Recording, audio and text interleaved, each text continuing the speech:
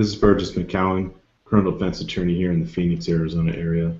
I want to talk to you about a case I recently had involving possession of narcotic drugs for sale, ARS 13-3408.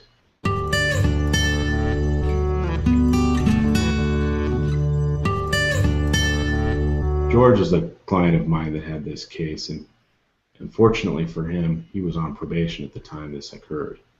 He had recently started selling cocaine to try and make extra money. Not a very good decision that was about to put him in prison for 3 to 5 years.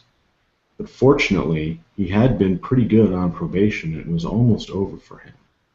So when I got the case, I looked through it and realized that if he had successfully completed this probation, it would be turned into a misdemeanor, which means the government wouldn't have that prior to use against him, and they wouldn't be able to force prison in this case.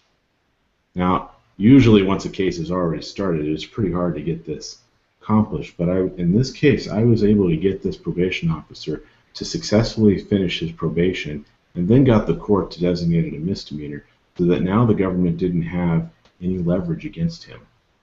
After all this was done, I called up the prosecutor on the case, who just happened to be a former supervisor of mine, and let her know that she no longer had this prior available to her. She laughed and said she'd get me next time, and gave my client probation. So now he's back on his way, and he knows now that selling cocaine is not a good way to make extra money. If you or family member you know has had any kind of situation like this, give me a call. I do free consultations, and I can help.